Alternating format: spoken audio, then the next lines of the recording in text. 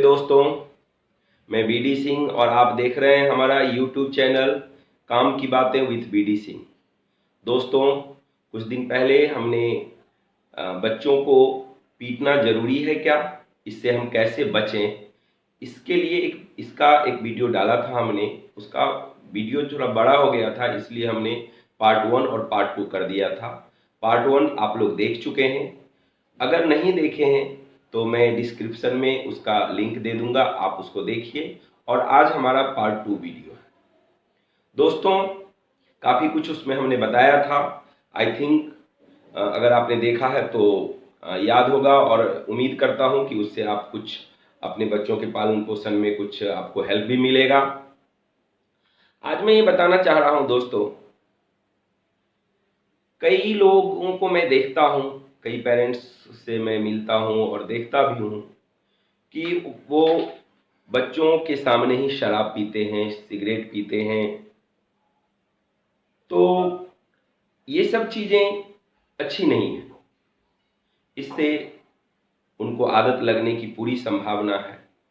और फिर मैं वही बात पीछे भी वीडियो में भी बता रहा था, फिर अभी बताऊंगा कि अगर आप बच्चों के सामने शराब और सिगरेट पीते हैं, आपको ऐसा लगता है कि उनको ये आदत नहीं लगेगी, तो ये आपकी भूल है। आदत उनको लग सकती है और फिर उसके लिए आप उनको मार पिटाई करेंगे कि भाई तुम शराब क्यों पीते हो, तुम सिगरेट क्यों पीते हो, तुम गुटखा क्यों खाते हो। मुझे दोस्तों एक छोटी सी स्टोरी याद आ गई। मैं कोई एग्ज़ाम देने जा रहा था ट्रेन में, जनरल बोगी में था और मेरा विंडो साइड सीट था। मेरे बाजू में जो लड़का बैठा हुआ था, मेरे से कुछ कम उम्र का ही था। वो शिखर बहुत ज़्यादा खा रहा था। शिखर एक गुटखा होता है, बहुत ज़्यादा खाता था। और उसने इतना बड़ा डब्बा एक पूरा भर के रखा हुआ था। उसने कहा कि 2 दिन की जर्नी है, और उसको हर 1-2 घंटे पे खाता था। और मैं उसकी वजह से डिस्टर्ब हो रहा था, क्योंकि उसको थूक फेंकने के लिए विंडो की तरफ जाना पड़ता था और विंडो सीट पे मैं था। तो उसको मैंने पूछा कि भाई तुम इतना गुटखा खाते हो, क्या तुम्हारे घर वालों को पता है? तो उसने बोला कि नहीं, घर वालों को नहीं पता है, मैं उनसे बिल्कुल छुपा के खाता हूँ।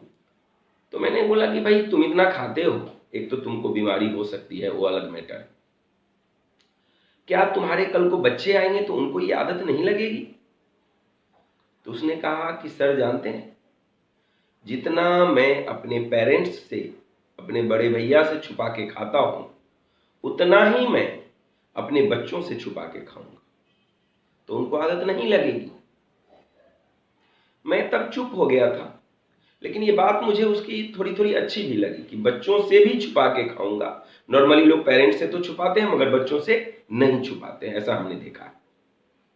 मगर दोस्तों, मुझे ऐसा लगता है कि बच्चों से छुपाने का कोई फायदा मिलने वाला नहीं है। रीजन, आपने स्टोरी सुनी होगी महाभारत में, अभिमन्यु जब अपने मां के गर्भ में था, तभी अर्जुन ने जो स्टोरी सुनाई थी चक्रव्यूह तोड़ने वाली बात, चक्रव्यूह कैसे तोड़ा जाता है युद्ध के दौरान, वो कहानी अभिमन्यु अपने मां के पेट में था और सब कुछ सुन लिया था।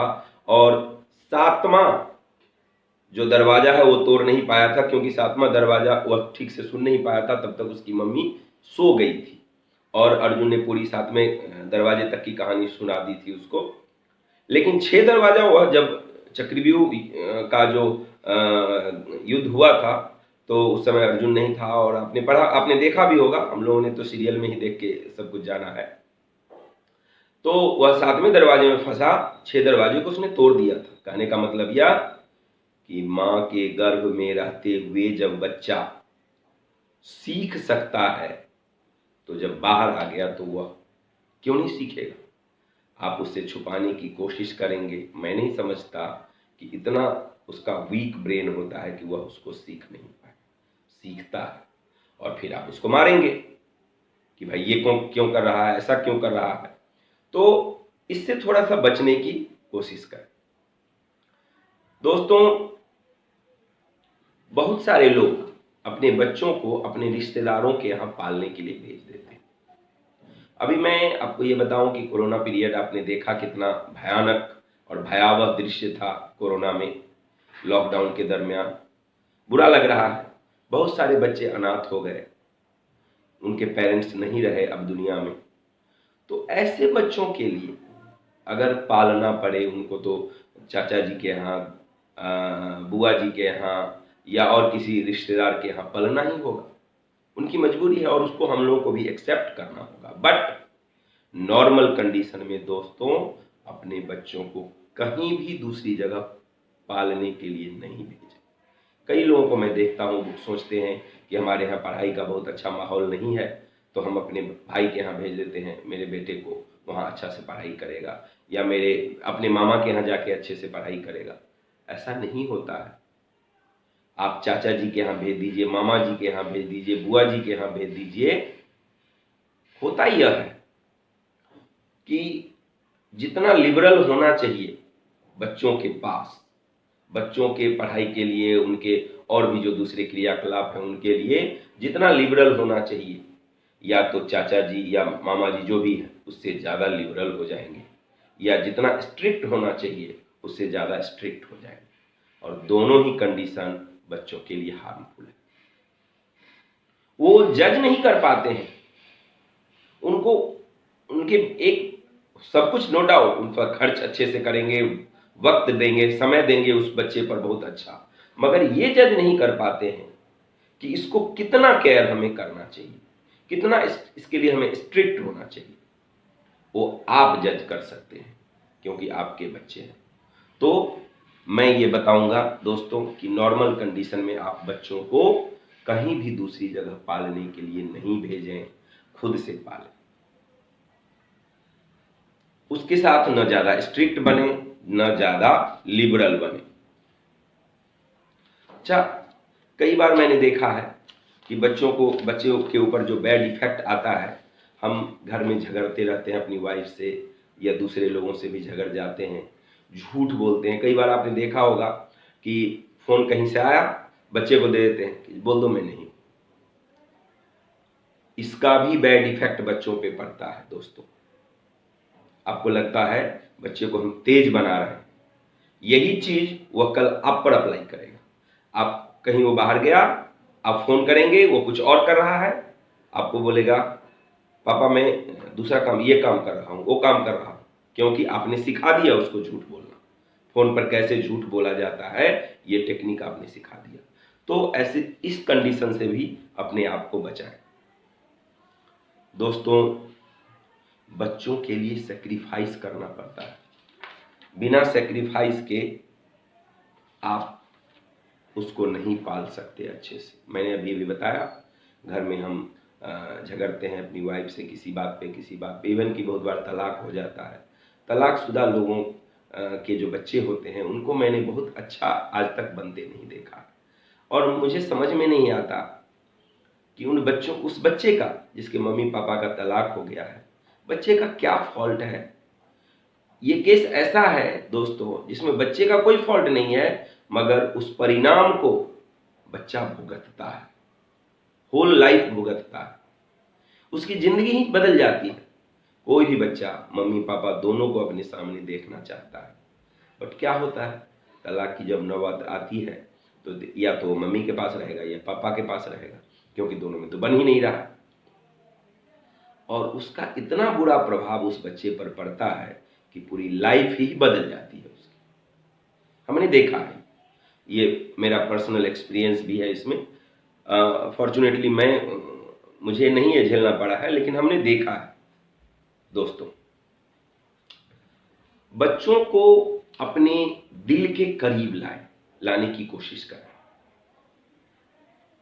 एवरी डे एटलीस्ट 1 आवर और 2 आवर्स अगर पॉसिबल हो तो और अच्छी बात है, उनके पास जरूर बैठें, उनसे जरूर टॉक करें। बल्कि मैं ये कहूँगा कि रात के खाने के वक्त एटलीस्ट आप बैठिए, खाने साथ खाइए, और उनसे कुछ अननेसेसरी क्वेश्चन आप कीजिए। अननेसेसरी क्वेश्चन भी मैं कुछ क्वेश्चन एग्जाम्पल में देता हूँ। बेटा आप स्कूल आज गए थे तो क्या क्या पढ़ाई हुई। जब पढ़ाने के लिए नहीं बैठ जाइए, ऐसे कंडीशन में मैं आपको क्लियर कर दूं कि ऐसा ना हो कि क्या क्या पढ़ाई किया भाई, जरा क्या बताओ मुझे, ये सुनाओ वो सुनाओ, होमवर्क किया कि नहीं, ये नहीं, ये भी आपको करना है, लेकिन वो उसका अलग टाइम होगा। ये मैं आपको बता रहा हूं, जिससे बच्चों को अपने एकदम क्लोज बनाने की कोशिश आप करेंगे। तो आपने क्या करना है, उसको, उस बच्चे को, बेटा स्कूल गए तो क्या क्या पढ़ाई हुई, कौन कौन से टीचर आए थे, कौन से टीचर आपको बहुत अच्छे लगते हैं, कौन से टीचर आपको अच्छे नहीं लगते हैं, उसका रीजन क्या है, जो टीचर अच्छे लगते हैं उनका इसका क्या रीजन है, जो टीचर बुरे लगते हैं आपको वो क्यों बुरे लगते हैं आपको, वो ये टीचर, जो टीचर अच्छे लगते हैं आज क्या पहन के आए थे, रास्ते में जा रहे थे तो कोई ऐसी चीज बताओ जो पापा को बताने लायक हो, बता सकते हो, कुछ याद है। कहने का मतलब ये सब चीजें, ऐसा क्वेश्चन है, अननेसेसरी क्वेश्चन है, मीनिंगलेस क्वेश्चन है, बट जानते हैं इसका कितना प्रभाव है दोस्तों। ये इस एक्सपेरिमेंट को हमने अप्लाई किया है बहुत जगह, तब मैं बोल रहा हूँ इसका प्रभाव इतना ज्यादा है कि बच्चे धीरे धीरे धीरे आपके एकदम क्लोज हो जाएंगे, इतने क्लोज हो जाएंगे कि आप उसके बाद जो कहेंगे। अब बच्चा, अच्छा, इस तरह करते करते बच्चे को की मेंटलिटी को आप समझने लगेंगे और आपकी मेंटलिटी को बच्चे समझने लगेंगे। वह बच्चा जान जाएगा कि हमारे पापा या मम्मी क्या चाहते हैं, एक्चुअली हमें वही करना है। ये आप जरूर करें ये एक्सपेरिमेंट। और भी कुछ बातें आपको बताऊंगा। कई बार हमने देखा है दोस्तों कि पेरेंट्स स्कूल में आते हैं और टीचर को ही डांटने लगते हैं कि क्या आपने मेरे बेटे को करवाया, ये नहीं हो रहा, ये नहीं हो रहा, कल आपने मेरे बेटे को डांटा था। कई कई बार मैंने देखा है लोग आते हैं तो मेरे बेटे को आपने पागल कल बोला था, वो जाके मुझे कंप्लेन किया, आपने मेरे बच्चे को पागल बोला क्यों। कोई टीचर किसी बच्चे को पागल क्यों बोलेगा दोस्तों, नहीं बोलते। लेकिन होता क्या है, कुछ ऐसा काम करता है तो बोल देते हैं अरे पागल है क्या, क्या पागल वाले काम कर रहे हो। इसका मतलब ये नहीं बोल रहे हैं कि तुम पागल है। अगर ऐसा मुझे या किसी टीचर को ये लगे कि ये बच्चा पागल है तो आपको बोल देंगे ना कि सर इस बच्चे को नहीं भेजिएगा स्कूल, ये पागल है। मगर ऐसा नहीं है, पागल बोल देने का मतलब ये एक टोन है दोस्तों। तो एक बात और आपको बता देता हूं कि अगर आप टीचर से आके झगड़ते हो इस बात के लिए या कि किसी भी दूसरी बात के लिए, इसका भी इफेक्ट बच्चों पर पड़ता है, याद रखिए। बच्चे ये समझने लगते हैं कि टीचर की कितनी वैल्यू है, मतलब there is no value of teacher, क्योंकि आप जब चाहे उसको डांट सकते हैं। अब बच्चा भी उसी तरह टीचर से को रिएक्ट करता है, तो आपके बच्चे पढ़ेंगे नहीं, क्योंकि पढ़ने के लिए उसको गुरु का सम्मान करना होगा, टीचर की इज्जत करनी पड़ेगी। अगर वह टीचर की इज्जत नहीं करेगा तो वह बच्चा पढ़ेगा नहीं, कम से कम उस टीचर से तो नहीं पढ़ पाएगा जिसको आपने डांटा, उससे वो नहीं पढ़ पाएगा, ये गारंटी होगी मेरी। तो आप टीचर से मिलिए, अपने बच्चों के बारे में डिस्कस कीजिए, बहुत अच्छी बात है, करना चाहिए, बल्कि वहां से आपको फीडबैक मिलेगा कि आपको आपके बच्चों की क्या नीड है। अब आप भी शेयर करेंगे कि मेरे बच्चे ऐसे हैं, थोड़ा ये है, वो आप ही शेयर करेंगे और टीचर भी आपको शेयर करेंगे कि बच्चों को इस तरह हैंडलिंग करना करिए, ऐसे करिए, ये कमी है, ये अच्छा है, ये पार्ट उनका अच्छा है, ये पार्ट थोड़ा वीक है, इसको सुधारने की जरूरत है। लेकिन उनको डांट फटकार, मतलब बच्चों को आप, फिर से वही मैं बोलूंगा, आपको अगर ऐसा लगेगा कि आप बच्चों के सामने बच्चों को अलग करके उनको डांट देंगे, बच्चे को पता चलता है, आप जब लौट के जाएंगे जो बात बताएंगे ना, बच्चों को पता चलता है कि पापा ने टीचर को डांटा है या मम्मी ने टीचर को डांटा है, तो ये काम नहीं करे कभी भी। और एक बात और, अगर आप टीचर को डांट देंगे, टीचर के मन में हुआ कि यार क्या इसका पापा ने मुझे ऐसा कर दिया, टीचर की एक अपनी प्रेस्टीज होती है तो उसको बहुत ठेस लगती है। टीचर नो डाउट उनकी अर्निंग अच्छी नहीं होती है, लेकिन एक इज्जत तो होती है। अब आप उनको डांटेंगे तो उस बच्चे को क्लास में वो इग्नोर करना शुरू कर देंगे, सोचेंगे। जैसे मैं एक स्कूल में था, मुझे याद आ गया, तो मैं स्कूल को ज्वाइन ही किया था ना, और आई थिंक 8 या 7 क्लास में मैं गया और टीचिंग दे रहा था। तो एक कुछ बच्चों से किसी कारण एक बच्चे ने प्रॉब्लम क्रिएट किया कुछ, तो मैं उसको खड़ा करके कुछ पूछ रहा था, तो दूसरे बच्चों ने कहा कि सर उसको कुछ मत कहिए, उसके पापा ना अभी 10 या 15 डेज पहले आए थे और एक टीचर को 2-3 थप्पड़ मारे, लेडीज टीचर को। प्रिंसिपल मैम रोकती रह गई, नीचे में नहीं रुके और थर्ड फ्लोर पे आके और जो वो टीचर थे उनको 2-3 थप्पड़ लगा दिए। अब सोच के देखिए दोस्तों, टीचर को उन्होंने मारा, बच्चे को पता चला, वो बच्चा उस टीचर की कोई इज्जत करेगा, उससे कुछ पढ़ेगा? मैंने अगले दिन से स्कूल जाना बंद कर दिया। मुझे लगा जिस स्कूल में ऐसे ऐसे बच्चे और उनके पेरेंट्स ऐसे हैं, तो ऐसे स्कूल में बच्चों को क्या पढ़ाने का। मैं नहीं गया, उसके बाद जाना ही बंद कर दिया। तो ऐसा न कर दोस्तों। अगर कोई बच्चा चलता नहीं है तो इसके दो कारण हो सकते हैं। या तो बच्चे के पैर में इतनी ताकत नहीं है कि वो चल सके, या बच्चा चलना जानता नहीं।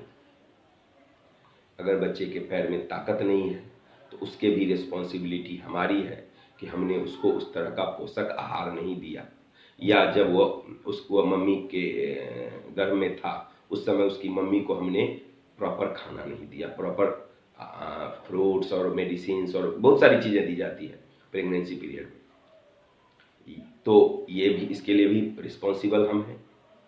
और अगर बच्चा वह चलना जानता नहीं है तो इसका मतलब हम उसके पास कभी चले ही नहीं। मैंने ये एग्जाम्पल दे रहा हूं, आप ये मत समझिए कि चलने से ही इसका रिलेशन टोटली।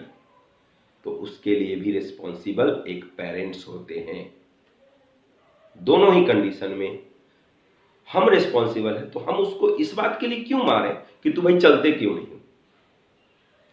बच्चा अगर गाली बोलता है तो उस गाली को सिखाने वाले हम होते हैं, और अगर बच्चा अच्छी अच्छी बातें बोलता है तो वो भी सिखाने वाले हम ही होते हैं। तो हम फिर बच्चों को इस बात के लिए मारें कि तू गाली क्यों बकता है? भाई रिस्पॉन्सिबल हम हैं, मगर ये भूल जाते हैं कि हम रिस्पॉन्सिबल, हमने उसको गाली सिखाई। वो गाली सीखा कहां से? या तो हमसे सीखा, या बाहर दोस्त ऐसा बना रहा है जो गाली बोलने वाला है। तो इसके लिए भी हम ही फॉल्टी हैं कि हमारी नजर उस बच्चे पर नहीं है कि वो बाहर कैसे दोस्त बना रहा है। और दोस्तों, जो मैंने बोला ना कि उससे 1 घंटे 2 घंटे अननेसेसरी टॉक कीजिए, जब ये करेंगे तो ये भी पता चलेगा कि उसके दोस्त कैसे हैं, और उसके दोस्त किस तरह बात करते हैं। उसमें कोई ऐसा दोस्त तो नहीं है जो हमेशा गाली बकता रहता हो।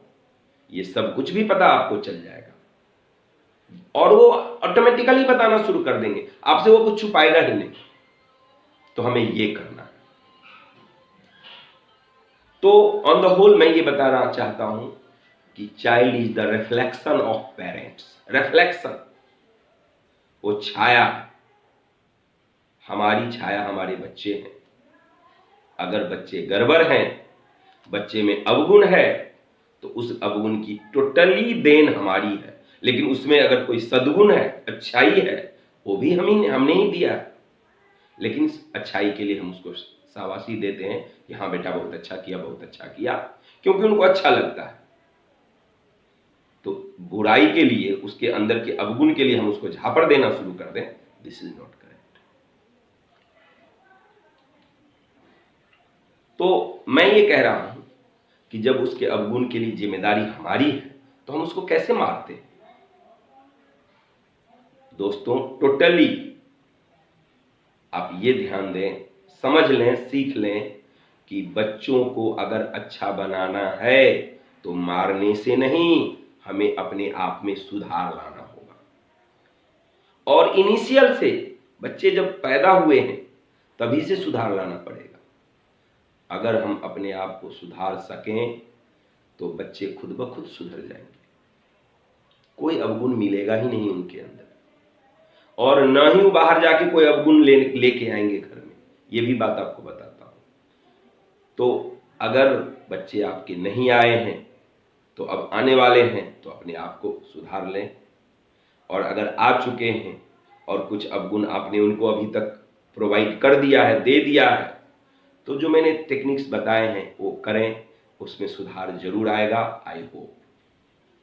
तो एक चीज और बताना चाहता हूं, बच्चों को अगर अच्छा बनाना है तो मैं देखता हूं, कई घरों में देखा है मैंने कि वो टीवी में चैनल आता है, तरह तरह के प्रोग्राम्स आते हैं, बच्चे उधर पढ़ रहे हैं, इधर टीवी जोर जोर से चल रहा है, गाने चल रहे हैं, फिल्म चल रहा है, न्यूज चल रहा है, ये बच्चे पर उसका प्रभाव पड़ता है।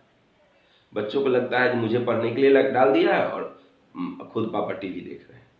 जी नहीं, नहीं करना है ऐसा। आपको टीवी का चैनल कटवाना पड़ेगा अगर बच्चों को अच्छा बनाना चाहते हैं तो। ये सब मैंने किया है दोस्तों। आपको बता दूं कि मेरी डॉटर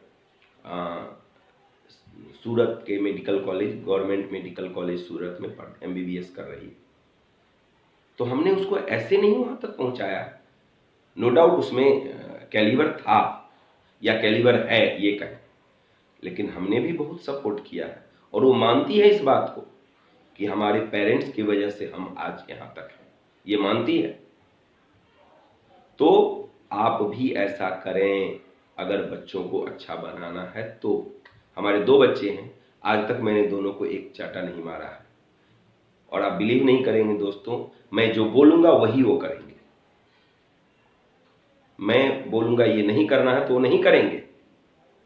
तो कैसे हमने कर लिया बिना एक चाटा मारे? तो दोस्तों, हमें बच्चों को मारना नहीं है, कोई कभी भी थप्पड़ नहीं चलाना है।